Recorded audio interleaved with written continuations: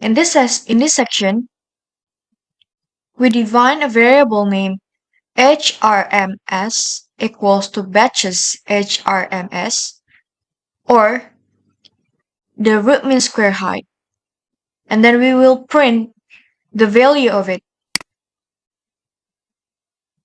So the value of the height root mean square, or root mean square wave height, is 3.299625.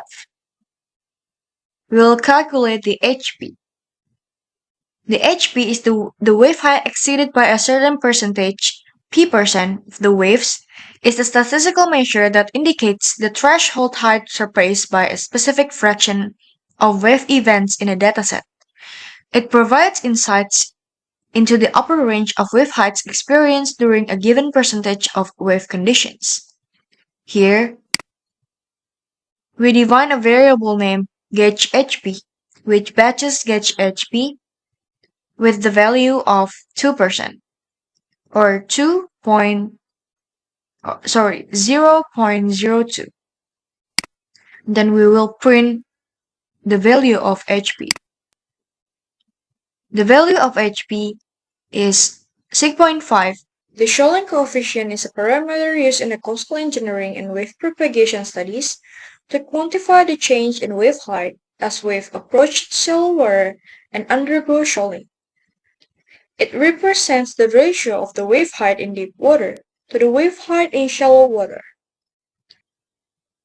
So here are the code to calculate the Scholling coefficient. The first one, we have to import the Breakwater library, especially for Scholling coefficient, and we will import Breakwater as BW.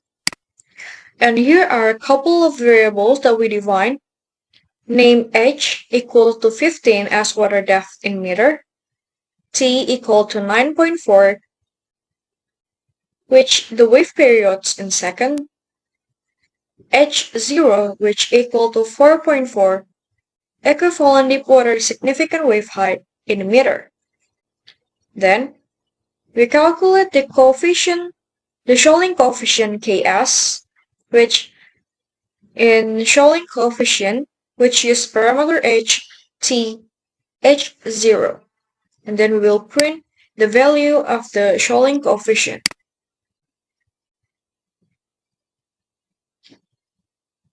So here are the results of the Scholling coefficient.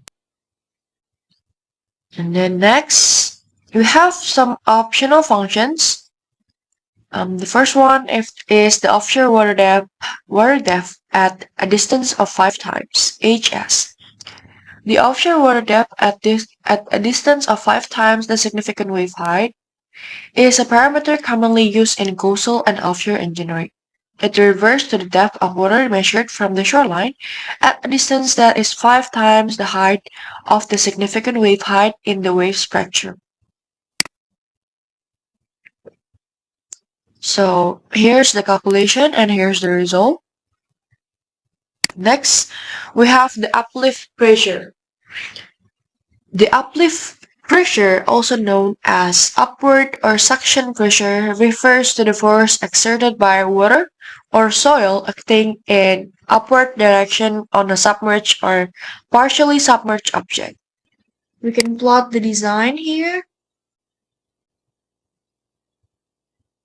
So here's the design of the cation type of breakwater, or a cross-section of monolithic breakwater A.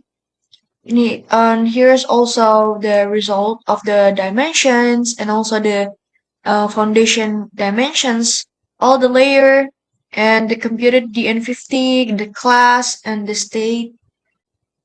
The last one, we can plot the pressure distribution on the vertical wall. And here is the pressure distributions.